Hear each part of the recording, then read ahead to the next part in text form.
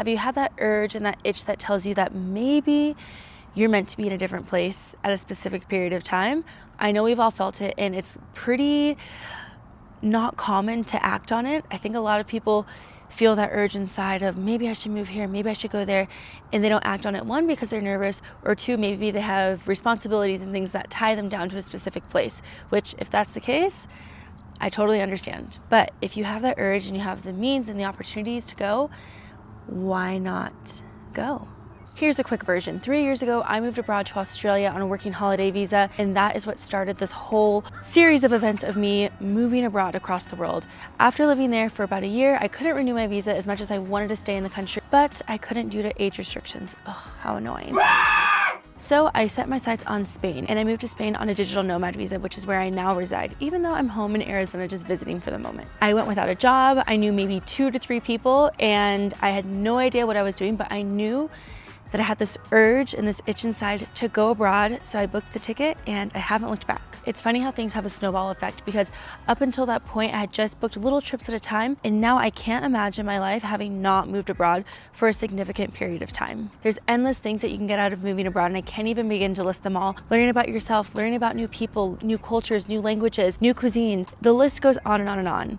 And if you feel scared to do that, that is okay. I totally get it. There are moments that are super scary, and there are moments that are super scary that you learn are actually quite easy. I want to break those all down for you and make sure that you feel like, 1, it's okay to be scared, and 2, those little scary moments and those things that you think are going to be so complicated, sure, some of them will probably be very complicated, and some of them might be a lot easier than you imagine. I'm going to take you through that in this little series. Hopefully I keep you guys updated on different portions of moving abroad and different places you can go, and I will do the best that I can. I'm not going to pretend to give you an entire roadmap. That's not why I'm here. I'm here just as an average person just like you who figured it out, and hopefully you can too. I think a lot of people see the benefits of staying behind in maybe a city or their hometown, wherever they feel comfortable. One, it's great to feel comfortable, but I think a lot of the times people stay back because family, that's important, friends, that's important, career advancement, etc., community, all of those things. And while those are important, you leave behind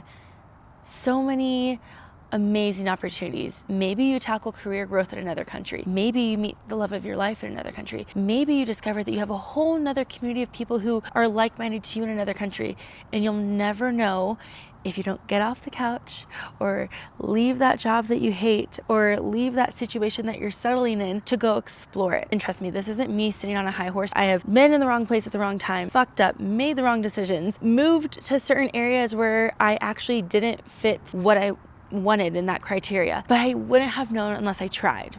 Yada yada, you're sick of me talking. What's actually scary and what's not actually scary? Let's bust the myth on a few things. What's actually scary? Doing paperwork.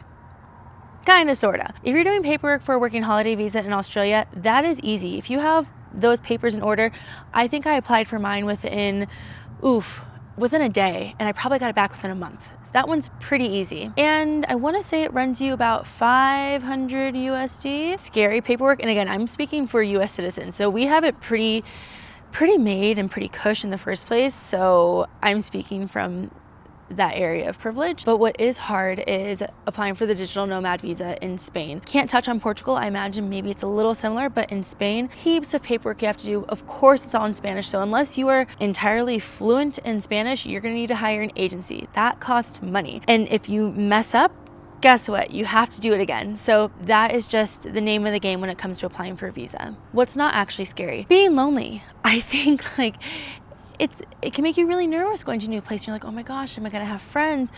Am I gonna meet people who like me? All of these things, and those thoughts go through my mind all the time. But then you get there and you realize that there are tons of other people in the same shoes as you who've moved to this place by themselves, who are discovering new things, discovering new friends and communities, and you come together and you form a support network.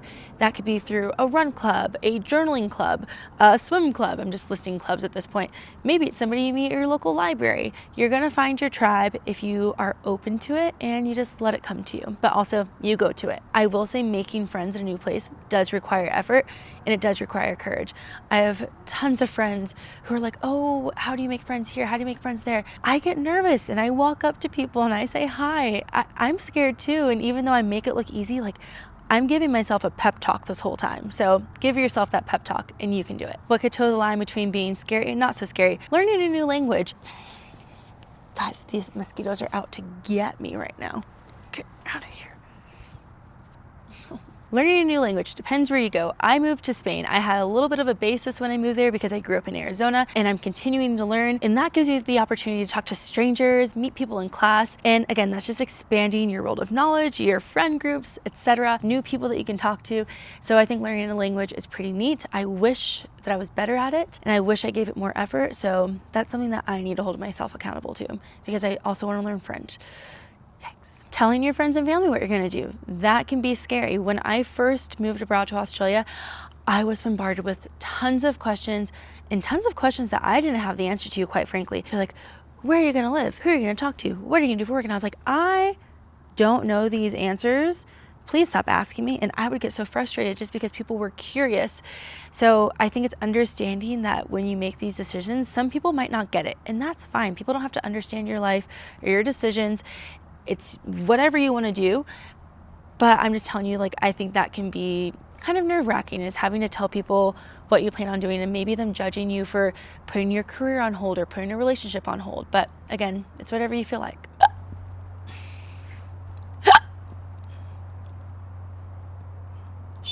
Where do you actually start? Oh, I know, scary. Well, good old Google is a good place to start.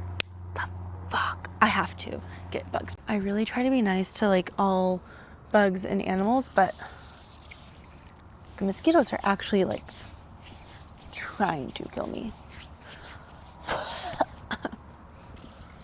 Where to actually start? I'm not going to pretend to give you a guide on every step to do when you're moving abroad because that's not the way my type B brain works.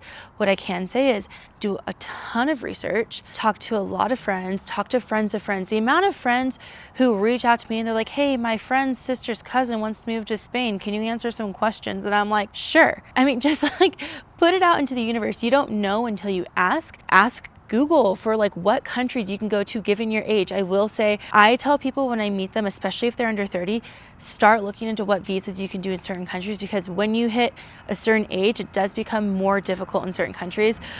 I know age is just a number, but that's just the way it works when it comes to these things. I'd say go based off your hobbies, go based off your interests, go based off maybe what language you already know or what language you want to know. Look into what the income requirements are. Look into how much you have in savings and what countries fit the bill for the way that you spend, the way that you save, the way that you earn. All of these things are going to factor in if you move to a country like Australia. Maybe you know that, hey, the Australian dollar is like actually pretty weak compared to USD, but it's actually quite expensive once you live in Australia. If you do your research, you'll figure this out. And then maybe you'll learn that maybe in a place like Bulgaria or Spain, maybe your dollar transferring to euro, which is actually worth more than a euro, may go a little bit further. These are all things that you should do research into before you go. Research the political climate of the country, all of these things, how they feel towards people moving there. You get the gist. Well, everyone, that's just my little brain dump of questions that have been asked me recently about moving abroad. I really do intend to make this more of an ongoing series to help you with your questions and navigate and point you in the direction of people who really, really know answers to certain places moving abroad. And honestly, just share a candid, open experience with you, because it's important to be transparent. There's times when I'm so grateful that I moved abroad and I'm so happy. And there's times where I'm incredibly sad and missing home. And I think that those are pieces that people don't often talk about. So I just intend to be as transparent as I can and I'm comfortable with, and give you kind of the lowdown on my life abroad and what I see coming for me in the future. I work on podcasts, I work in digital marketing, what else do I do? Acting and modeling, the whole gamut. And I'm just a girl who is literally fighting to figure it out because I don't have it figured out. I'm getting there, hopefully, maybe. So if you have the urge to move abroad, or if you feel like you're also just figuring it out and you want to let me know that you feel the same way, let me know in the comments if you have any questions, or if there's something that you really specifically want me to cover in another video. I would love your input because that will guide me as to what to shoot next, because sometimes I'm like, oh no, what do people want to know? So help a girl out, if you will. In the meantime, I hope you get outside, touch grass, hang out with your friends and family, have fun with a hobby. Even if you suck at it, just have fun doing it and follow whatever gut feelings that your body's trying to tell you. All right, see y'all next time.